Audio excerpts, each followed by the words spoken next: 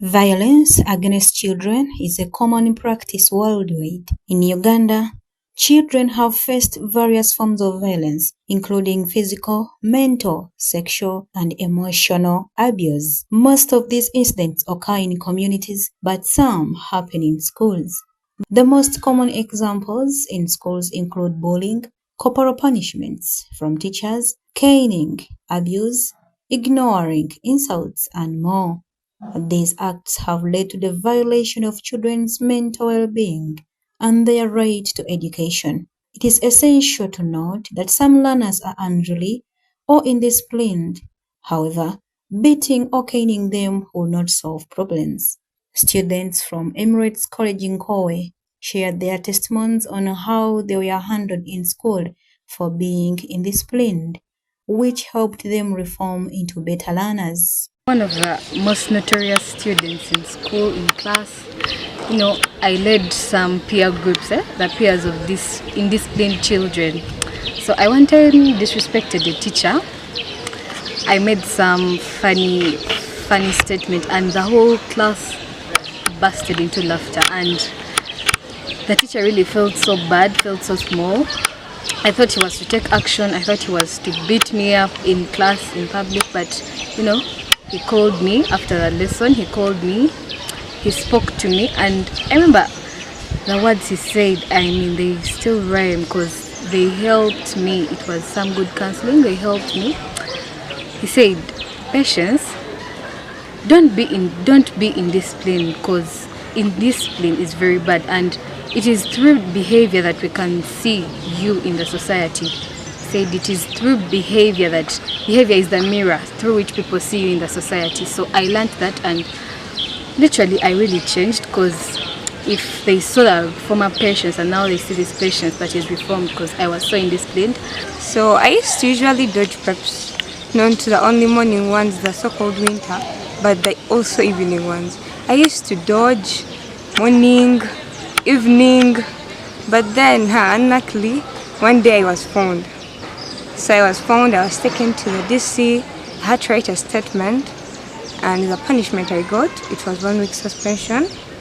After that 1 week suspension, I had to come back with my parent, so I had to sign the behavior contract. After that, I had to be counseled by my parents and by the teachers, so I also had to apologize. I knew what had brought me to school after that. During the times when I had my peers, we used to be the big boys of the school, not tucking in, putting on drastically, putting on non-school shoes. The black shoes were not our order.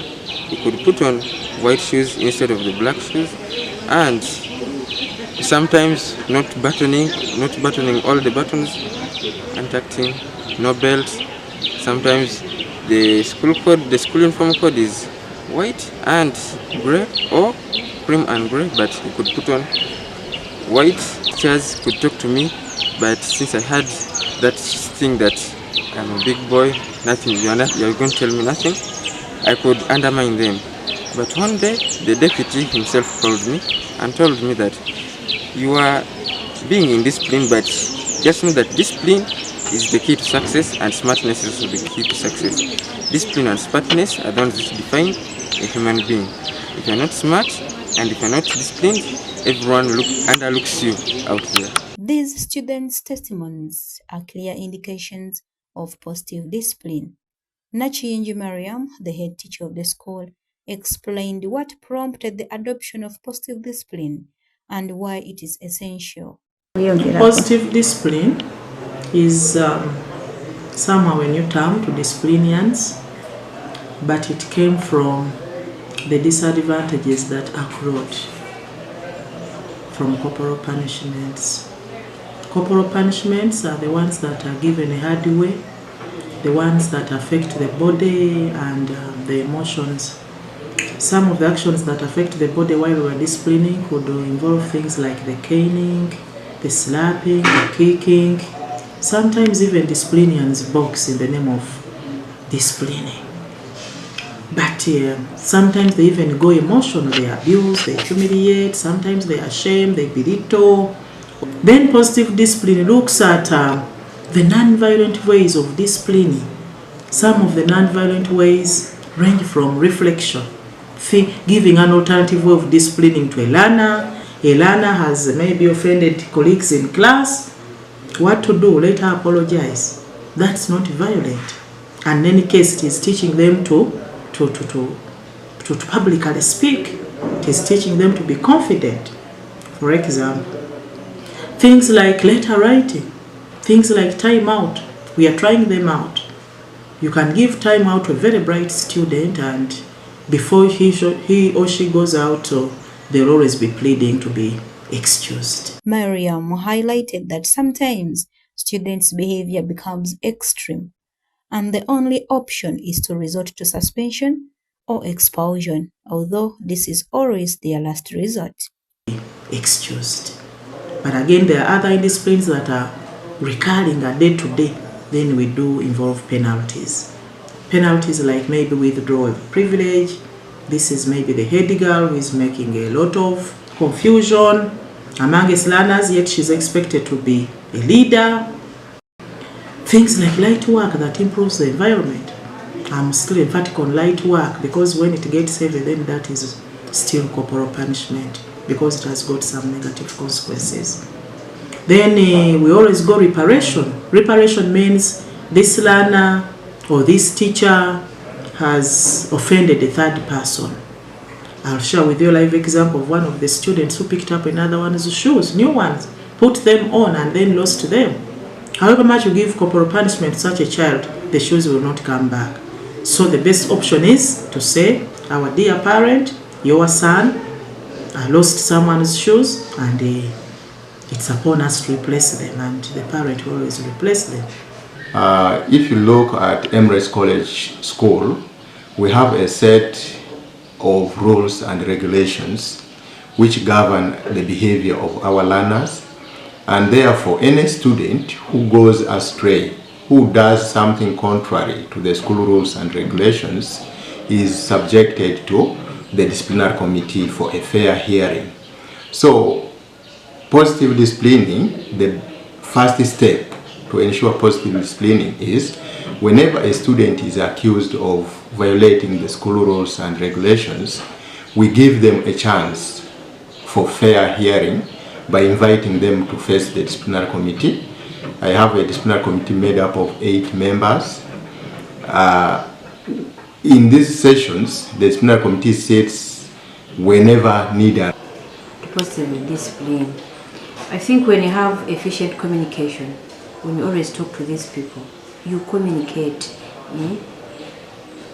However much someone can be defiant, they can do maybe bad manners, but when you keep on communicating to them, you're consistent.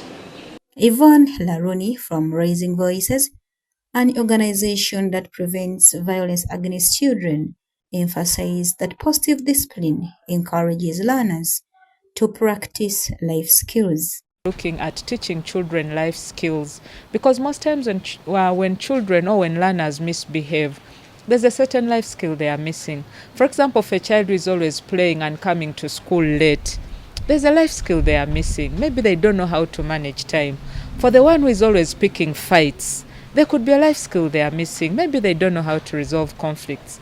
For the one who is always picking things that are not theirs, they don't know maybe the life skill of self-control. And so when we teach them that life skill, we are helping them such that whether you're there or you're not there, they've acquired that life skill and they live with it for the rest of their lives. However, she noted that the practice comes with challenges when some teachers and students take advantage of the situation.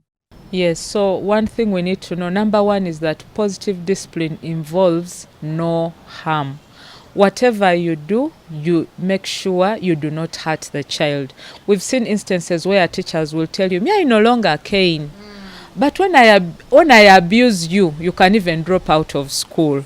So that is not positive discipline. That is actually corporal punishment. Learner, when you do that, and also explain to this child why you're asking them to do what you're telling them to do. The other thing also is, before you even choose a penalty, make sure you look for something that is relevant to the offense, because a child will come late to school and then you're telling the child to clean the toilet. How? Yeah, how? No, not even time for class. How will cleaning the toilet teach this child to manage time? Because remember earlier we say that positive discipline is about life skills. So this is a child who is failing to manage time. They have a weakness in managing time. So asking them to clean the toilet, how is that going to help them learn how to manage time? So whatever response you pick, let it be one that can help them learn how to manage time. So the positive discipline culture is one that is quite adaptive. Initially, there are lots of fears. Just like you said, when children misbehave, when you go to a school, the first thing the head teacher will say, but we have been caning. These learners are very stubborn. The ears of an African child is in there behind. If the parents are caning, who are we not to cane? And so there are lots of fears. And sometimes the teachers and the school administration feels like you're taking away their power from them, because then they will not have control over the learners. But as we continue, usually for schools that we are working with, we use the Good School Toolkit. So the Good School Toolkit is comprehensive. It is not only looking at positive discipline, it is looking at things like the teacher-student relationship, the student-to-student relationship, the involvement of parents, giving students a voice, the participation and things like that, ensuring the overall safety of learners, and not only looking at corporal punishment. So when a school builds that culture, it becomes very easy for positive discipline to thrive. For example, when students look back at school, when students had a good relationship with a teacher, even if the teacher didn't use a stick, those students would listen. In 1997, the Ugandan government banned corporal punishments. Unfortunately, the practice still continues, mainly due to deep-rooted culture norms. As Nanyan's Rosette narrated, corporal punishment, for instance, is so deep-rooted. So if we are having strategies on preventing this violence, the community needs to be put in place. So what we are doing right now is making sure that we engage at the different levels. We have been able to build the capacity of the teachers to be able to use alternative discipline measures.